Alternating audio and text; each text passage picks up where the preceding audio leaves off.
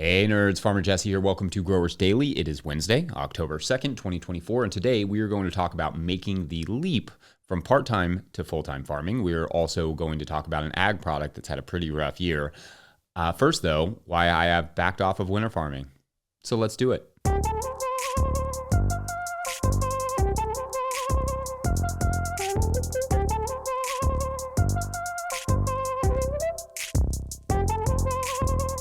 So the stories that continue to pour out of the hurricane aftermath remain heartbreaking. There are hundreds of people still unaccounted for, and access to a lot of these mountainous areas is still completely cut off. So some of these people are just kind of stuck and nobody can get to them.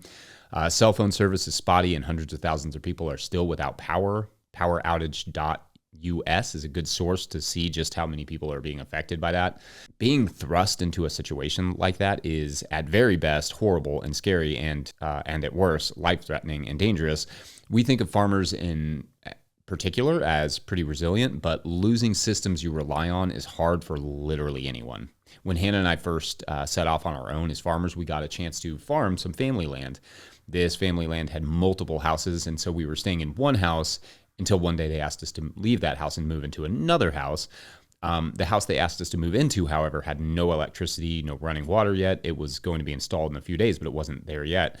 And when we brought this up to the landowners, they were like, yeah, you've lived off-grid before. You'll handle it. You got it. But here's the thing. Living off-grid takes not only infrastructure, but an enormous amount of planning. Yes, we lived off-grid for a couple of years leading up to that point, but when we were doing that, we had a spring for water and systems to manage light and cooking and refrigeration and sanitation and all the normal things that life requires. And I use that not at all comparable story just to illustrate that being thrown into a situation where there is no electricity or running water, moreover a situation where your well water may be contaminated from the flooding, is profoundly difficult for absolutely anyone, and our hearts are with everyone going through that right now. I hope those folks and farmers in the affected areas know we're thinking of them. Wednesday is generally a midweek harvest day for us, which is always bananas, but especially now that I've started this show. At some point soon, I will talk a bit more about my farm because a couple of people have asked the obvious question, how are you finding the time for this show and farming? And for now, the simple answer is we're not really going that hard at the winter. Pretty easy. There are a few reasons that I've pulled back from winter the last couple of years, and none of them are because there isn't a good market for winter produce. There definitely is. Winter produce is in high demand, absolutely. Winter production is relatively low maintenance, and I like that you just basically plant something around now or a little earlier, and then you harvest it all winter with only a couple successions. So I love winter farming for other people, and I love winter farming for my family. I actually think it is a completely underutilized growing period, which is why we dedicated a whole podcast series to it with the Winter Growers Podcast with Clara Coleman. But here's a quick rundown of why we on our farm have pulled back on winter production. First, in order to have a good winter farm, you need good winter infrastructure. A warm, dry place to wash the produce and a reliable water line that won't freeze is absolutely essential.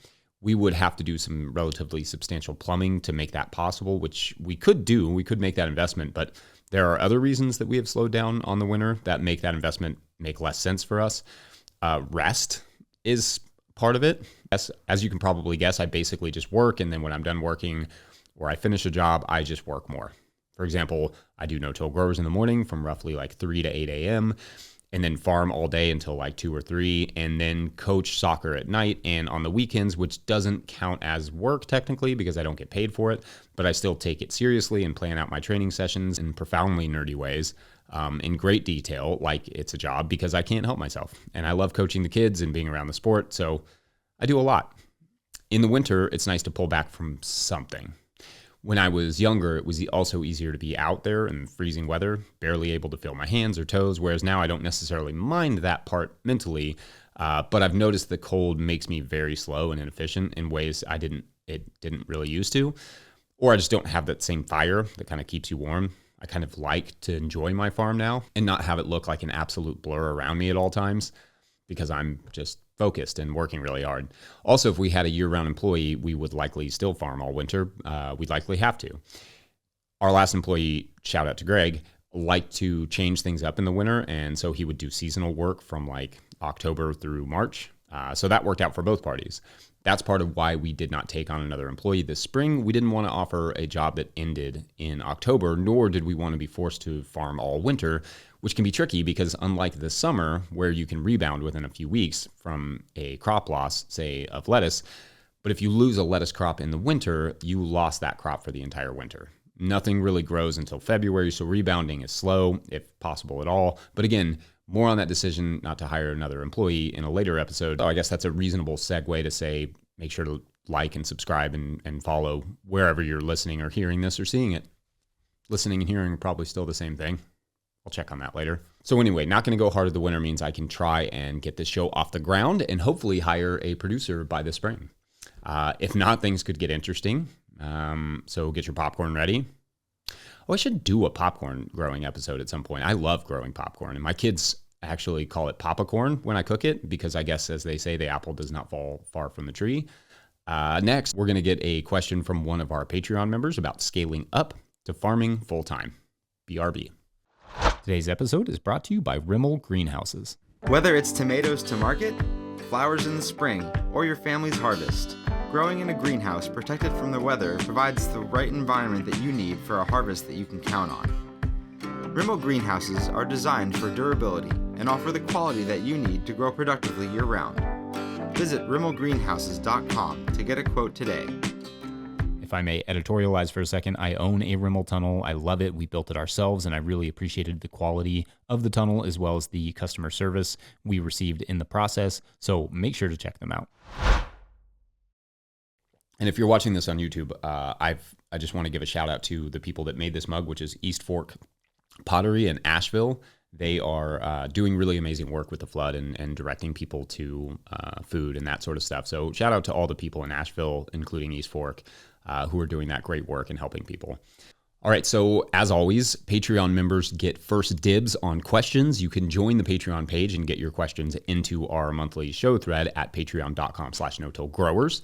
Again, that doesn't mean I won't get to YouTube questions, but at this rate, it could be a while because I said that really country. It could be a while because our Patreon members are on it and asking lots of really great questions. Patreon member Alex Smith, for instance, of Crop Culture Farm asks, I'd love some advice and wisdom on a part-time farmer making the jump to full-time farming, how best to expand production for new sales, how to get those new sales, and how to adjust the financials for that leap.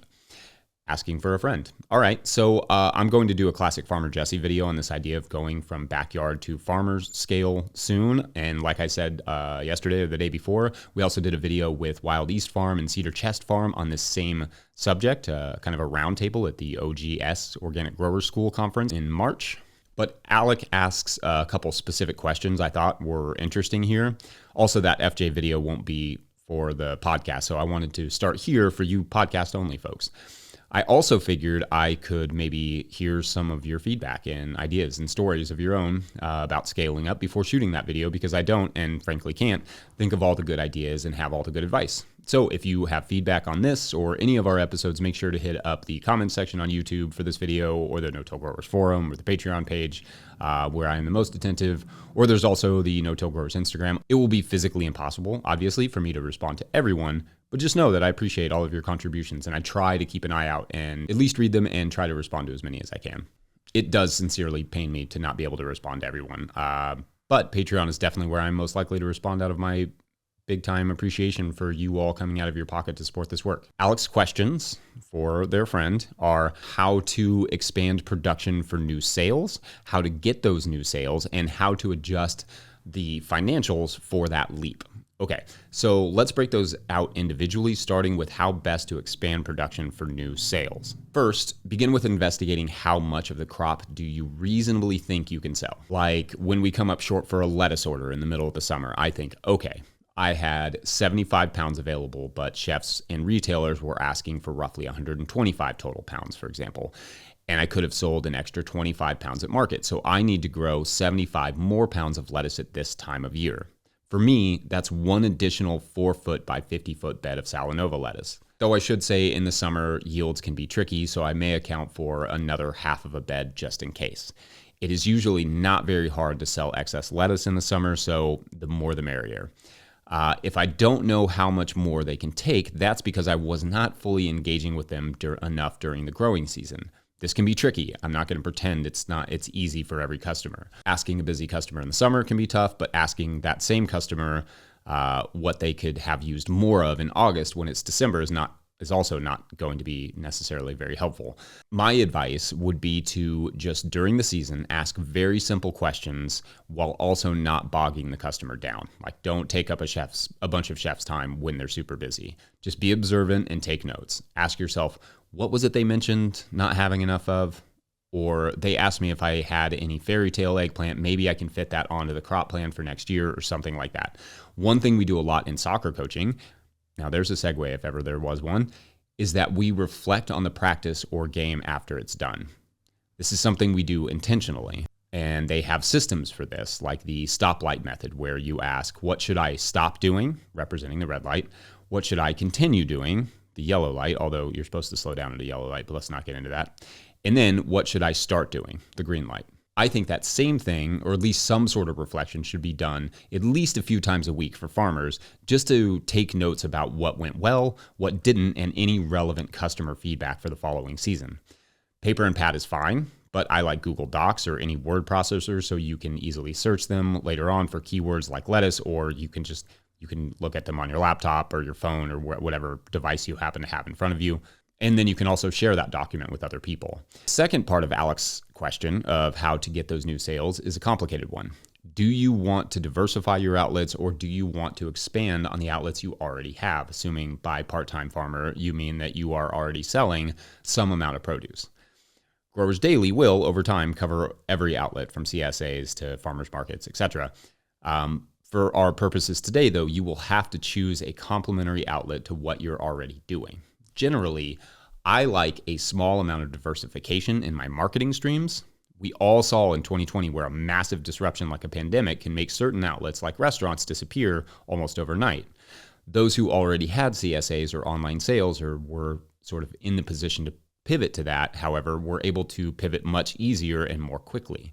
A massive economic disruption like the 2008 recession could likewise lead people away from high upfront costs like a CSA and more towards farmers markets and retail outlets where they can pick and choose exactly what they want and save a little cash. There is no strength like diversification, not in marketing outlets, not in nature, not in society, not in a conversation with a friend, not in a bowl of cereal. Like, what am I supposed to spell with all these O's, Fruit Loops? I mean, it's absurd. Anyway, I always liked doing a farmer's market in complement to other outlets because a farmer's market is a place where you can sell excessive produce and there's almost no expectation. Take summer squash, for example. If you're a CSA, you can give it for 2 weeks and then take 2 weeks off, just bringing that to market, and then give it again in the CSA later on. Rinse and repeat until the squash is done. CSA members don't want 10 straight weeks of squash. They just don't.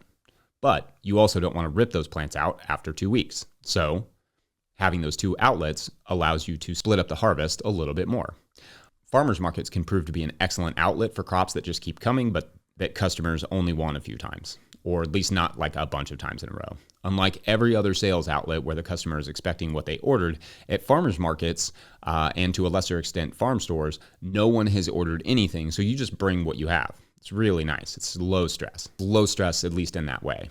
It's not as easy to move excess produce to chefs or retailers or even CSAs as it is to move in farmers markets and farm stores. The last part of Alex's question is how to adjust the financials for that leap. For me, everything that has to do with finances starts with the family and farm budget. You need to know how much you or your family needs to earn every month. You also need to know how much it costs to operate your farm, adjusted for additional expenses like more compost and seeds for the increased production. That will give you an idea of how much more you need to earn, and then you can figure it out from there. So if you need to earn an extra $20,000 a year to make it worth cutting back on other paying work to focus more on the farm, is it possible given your markets? Do you have enough land base to increase production? Do you have enough time? Do you have enough capital to invest in the compost, seeds, infrastructure, etc.? In other words, can you make the math?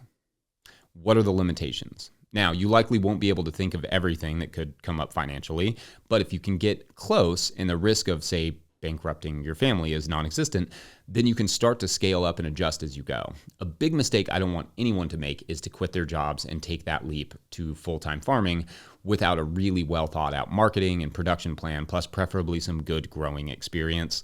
So in that way, I do think making the leap from backyard to part-time farming to full-time farming is a great approach. In fact, I would almost say it should be considered a strategy, especially if you can't just quit your job and go work on a farm for a few years. This is a complicated and difficult business. Start small, scale as you can. Obviously, I do not have a monopoly on all the best advice or experience. So again, make sure to leave a comment wherever you can leave comments. I'll share some listener feedback on this episode and other episodes as it comes in. Oh, and you should check out this book too. There it is. I'm holding it up for the YouTube audience, but it is the Organic Farmer's Business Handbook by Richard Wiswall. It's a classic. Every farmer needs to own this book, and I will put a link in the show notes for it. All right, in the next segment, we're going to hear about an ag product that has not had the best of summers and how that's going to affect like a huge sector of agriculture. Be right back. So our work has always been about keeping farming information as free and open to the public as we possibly can, and that won't change. One way in which we make that possible, though, is through advertising on podcasts like this, on our YouTube channel, on our forum, and so on. So if you are a small farm-related company selling seeds or tools or something growers could use, or if you're an organization putting on some conference or something else farm-related that I'm not thinking of, get in touch with us at Farmer Michelle at no-tillgrowers.com. That's Farmer Michelle at no-tillgrowers.com. Supporting us helps to grow this work and grow farmers. So we all thank you. Again, that email is farmermichelle at no-tillgrowers.com, or you can find our contact information at no-tillgrowers.com. All right. Thanks, y'all. Enjoy the show. Okay, so we may not always think about alcohol as an ag product, but according to the California Grape Acreage Report 2020 summary, in California alone, quote, the wine type grape acreage is estimated at 620,000 acres. Of the total acres, 580,000 were bearing and 40,000 were non-bearing, end quote. And non-bearing just meaning not yet producing or no longer producing, etc. Okay, so to put that quote in perspective, the state of Rhode Island is roughly 770,000 acres. So the acreage of wine grapes in California alone is roughly the size of our smallest state. And again, that's just California and just wine grapes. That doesn't include thousands of acres of apples for hard cider or pears for perry or grains for beer or corn for whiskey or rice for sake or blackberries and etc. for country wines. And it doesn't include wine grapes in any other state. In other words, we dedicate no small amount of space to the production of the raw ingredients of alcoholic beverages here in the US, which was fine until basically 2024 when a few really large studies began to drop that were like, yeah, you remember how we said drinking might have some health benefits back in the early aughts? About that.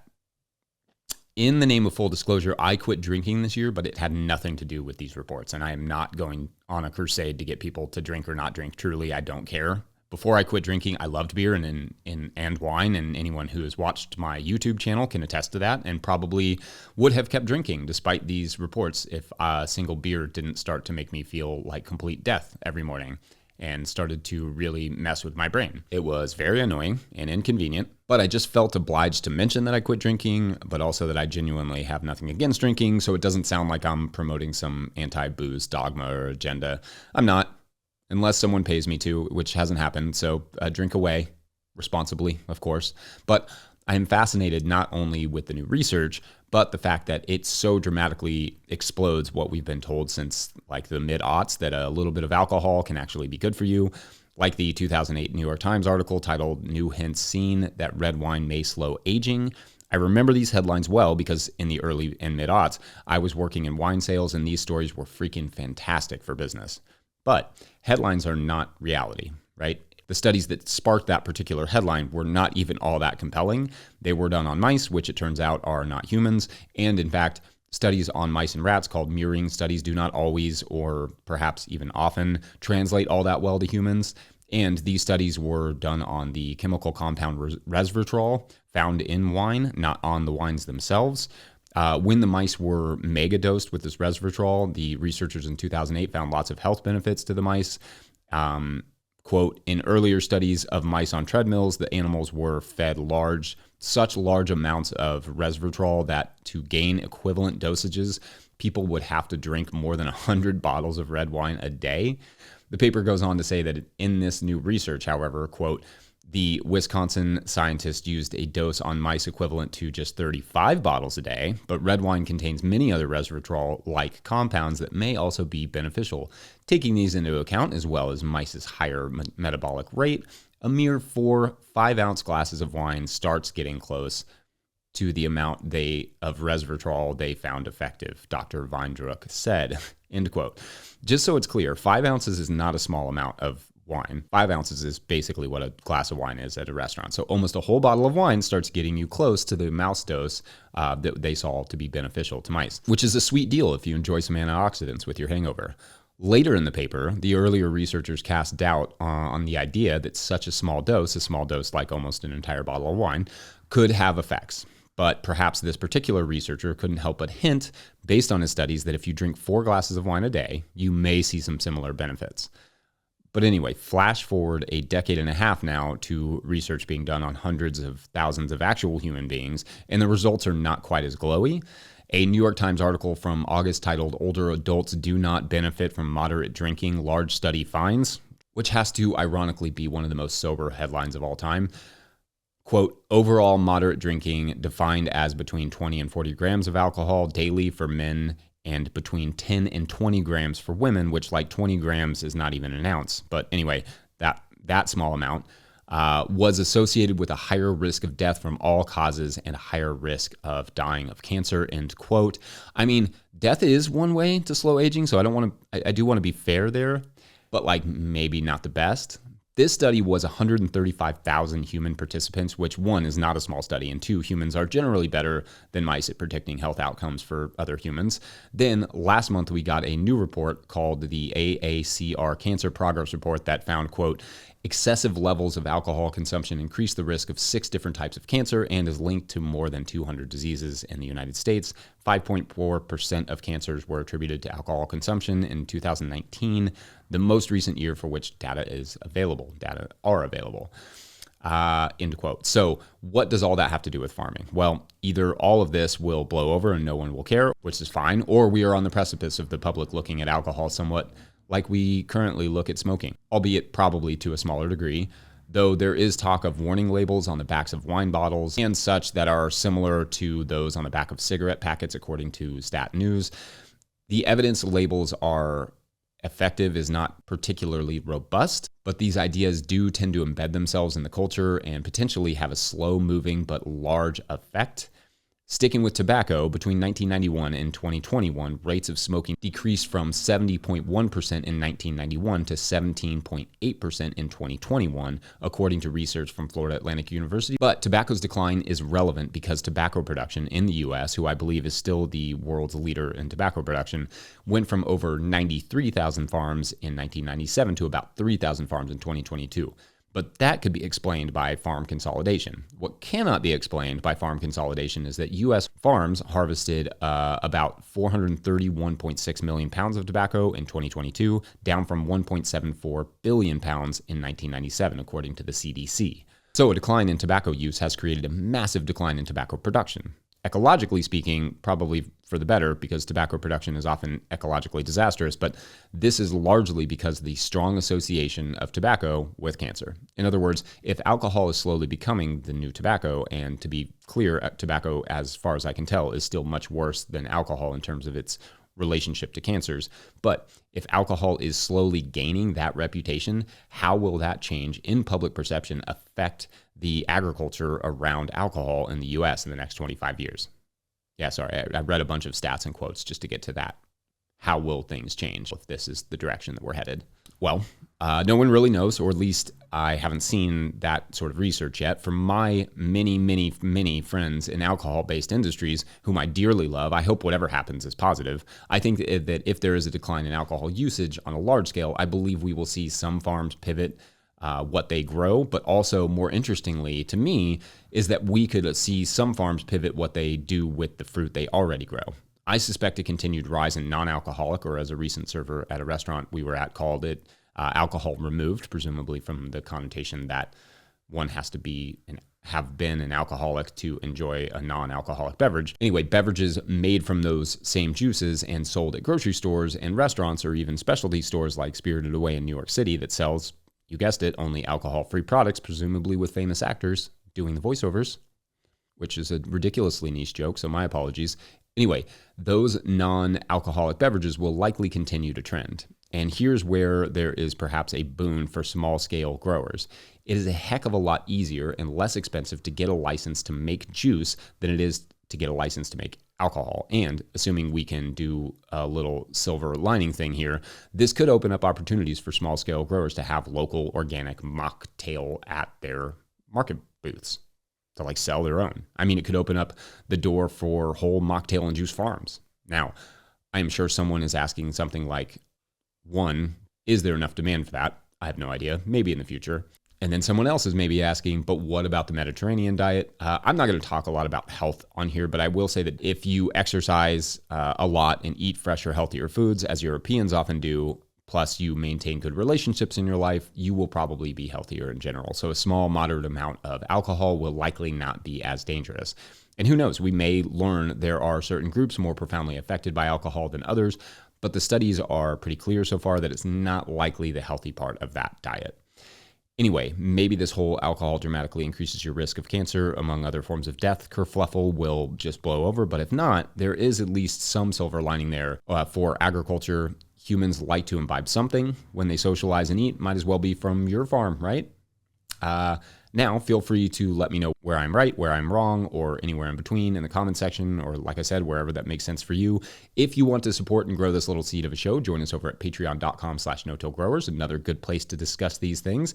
I will shout out every new Patreon member who signs up in the month of October. A couple other ways to support the show is to simply share it with friends. That's super helpful. Let people know that you are listening to it and that you're enjoying it. Also, you can snag a copy of the Living Soil Handbook over at no-tillgrowers.com, or a hat, or excitingly, Dan Breezebaugh's new book. He is the host of the Seed Farmer podcast. It's coming. His new book will be out in November, like next month. And you can pre-order it through no-tillgrowers.com to support our work and support Dan and get an awesome new book about producing seeds on small market farms. I'll also have Dan on here at some point to chat about that. And a huge shout out to Willie Breeding for the theme music. Any ideas or listener feedback, let me know. Otherwise, that's it for Growers Daily today. I will see you back here tomorrow, bright and afternoony, and we'll close out with our Patreon shout-outs. So huge shout-out today to these new and bumped-up subscribers. Andrew Kirch, Kristen, oh, I'm so sorry, Kristen. Kristen Watchloggle, nailed it. Jen, Heidi Court, and Judith Berg. Thank you all for joining this week. You all are awesome. We'll see you tomorrow. Thanks for watching or listening.